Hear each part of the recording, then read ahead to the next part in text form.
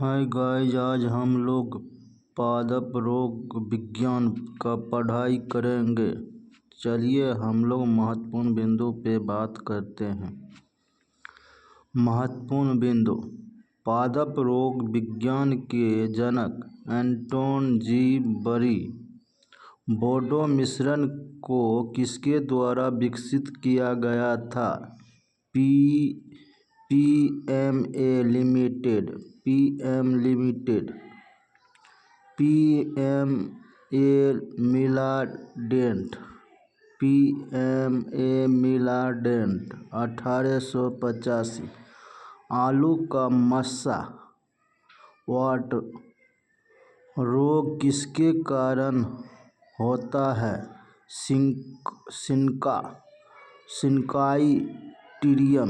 सिंकाइटिडियम एंटोबायोटिकम नामक फफूंद से।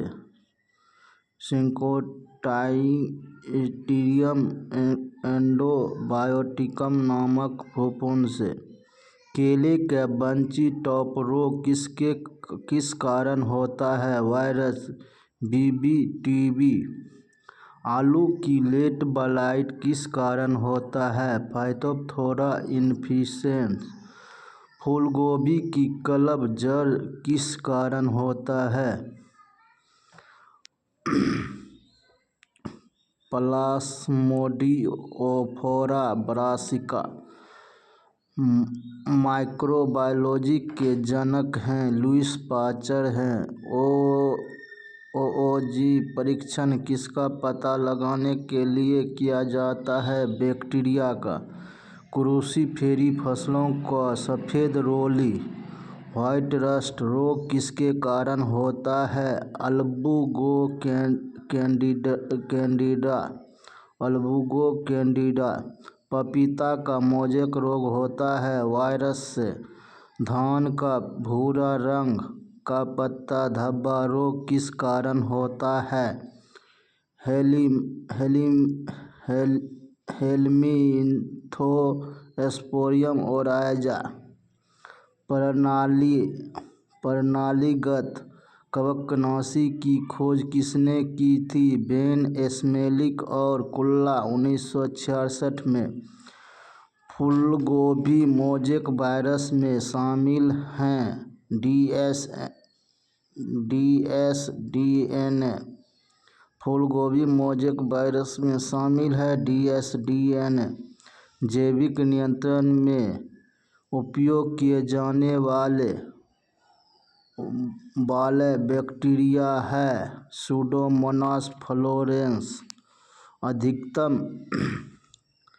78% पौधे के वायरस जनित रोगों में कौन सा वायरस पाया जाता है?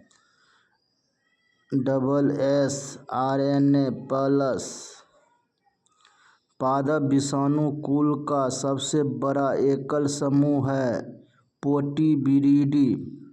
पोर्टिविरिडी। कार्बोक्सिन बीटावैक्स किसके विरुद्ध बहुत प्रभावी है? स्मट रोग। बाजरे का हरित बाली या डाउनी मिल्ड्यू रोग किस कारण होता है? स्क्लेरोस्पोरा ग्रामिनिकोला।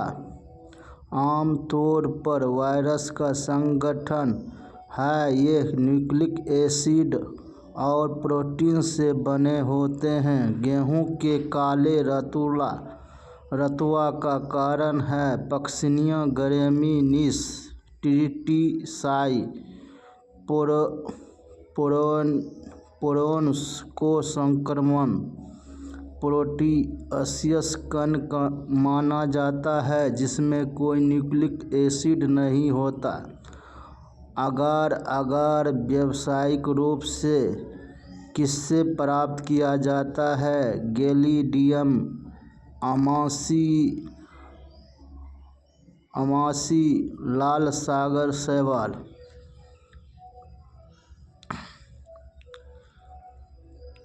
देश में आलू का मस्सा रोग प्रतिबंधित यानी स्थानिक है। दार्जिलिंग हिल्स पश्चिम बंगाल में। माइकोराइजा माइकोप्लाज्मा संवेदनशील है टेट्रासाइक्लिन के प्रति। दुनिया में पहला ट्रांसजेनिक पौधा विकसित किया गया था तंबाकू। बाजरा का डाउनी मिल्ड्यू फफूंद रोग किसके कम किया जा सकता है? क्लोरीन। गेहूं का अनावृत कंड रोग है आंतरिक रूप से बीज जनित। आम के मार्फोरेशन खराबी के कारकों में से एक है कवक फुसेरियम छइया रोग। पाउडर मिल्ड्यू फफूंद के नियंत्रण के लिए सबसे प्रभावी कवकनाशी है सल्फर कवकनाशी।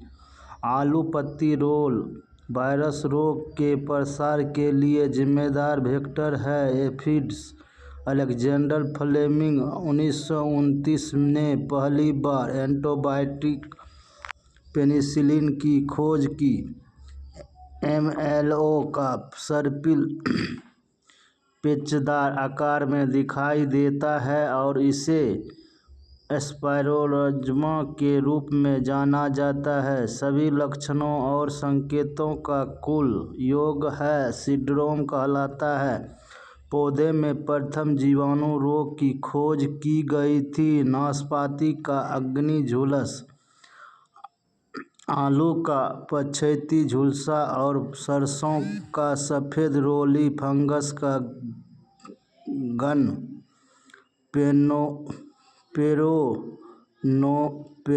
पेरोनोस्पोरेल्स हैं। हाइब्रिड यह माता पिता दोनों के कोशिका द्रव्य एक के नाभिक द्वारा बनता है। रस्ट कवक में बीजाणु को दोहराते हैं। Uredospore N+N dikaryotic.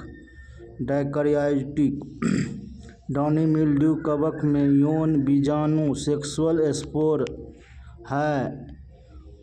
ओजोस्पोर 2N = 2 गुणित।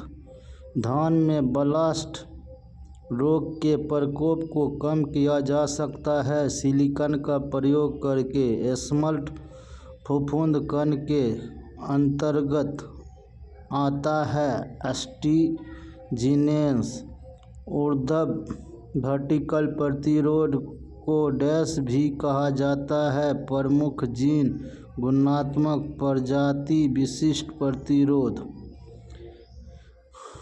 प्रोकैरियोट्स के उदाहरण हैं बीजीय बैक्टीरिया और माइकोप्लाज्मा / फाइटोप्लाज्मा। केले का मोको रोग किसके कारण होता है? सुडोमोनास सोलेनेसियम। पाइनएप्पल रोग गन्ने के साथ जुड़ा हुआ किससे होता है? सेराटोसिस पैराडोक्स कवक।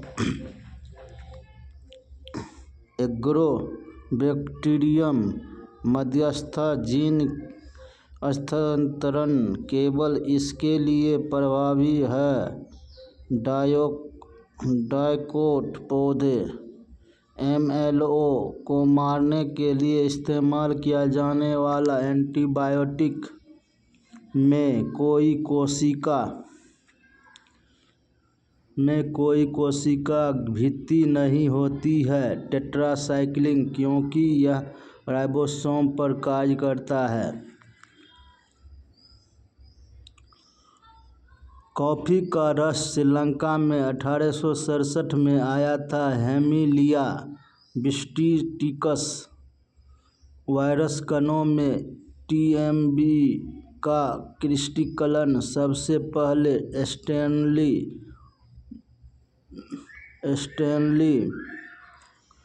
1935 द्वारा किया गया। एलिसा एंजाइम लिंकेज इम्यूनोसोर्बेंट परख परीक्षण मुख्यतः के लिए किया जाता है वायरस रोग का पता लगाने के लिए। एर्गोट एक मायसेलिया रूप है जिसे स्क्लेरोटिया कहा जाता है।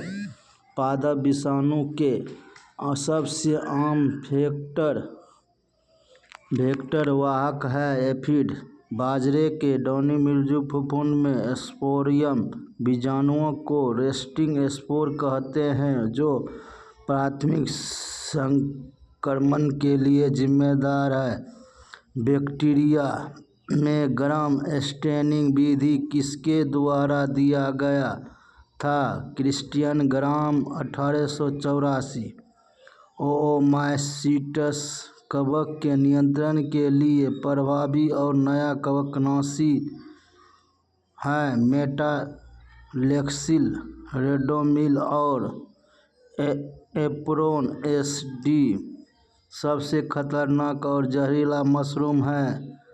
अश्मिता फ्लोइडस प्याज का बैंगनी धब्बा पर्पल ब्लॉच किस कारण होता है? अल्टरनेरिया पोरी रोगजनन पैथोजेनेसिस रोग पैदा करने वाली चयापचय की घटना की श्रृंखला रोगजनक कहलाती है। रोगजनक पैथोजेनिसिटी रोग पैदा करने के लिए एक रोगजनक की सापेक्ष क्षमता को रोगजनक क्षमता कहते हैं। विषाणु किसी दिए गए रोगजनक की संक्रमणता की डिग्री को विषाणुता कहते हैं। विरायन इसमें न्यूक्लिक एसिड डीएनए या आरएनए हो सकता है और एक चारों ओर से प्रोटीन कोट जिसे कैप्सिड के रूप में जाना जाता है से मिलकर बनता है। संक्रमण इन्फेक्शन अंदर घुसने के बाद रोगजनकी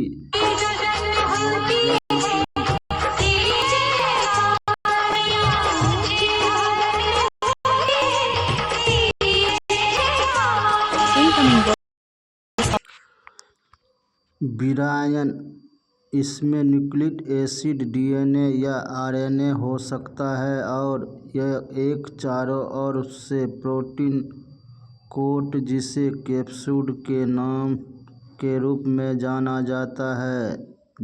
जाता से मिलकर बनता है। संक्रमण इन्फेक्शन अंदर घुसने के बाद रोगजनक स्थापना या मेजबान परजीवी संबंध है।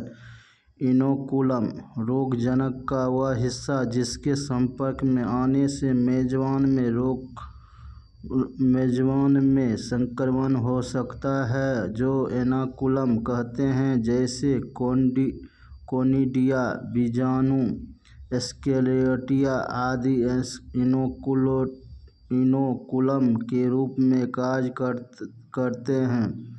आक्रमण इन्वेशन मेजबान में एक रोगजनक का प्रवेश और प्रसार होना इनोवाजन कहलाता है।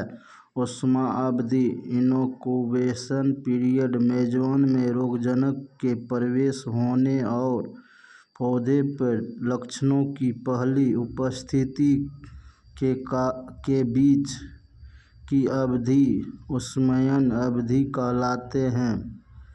रोग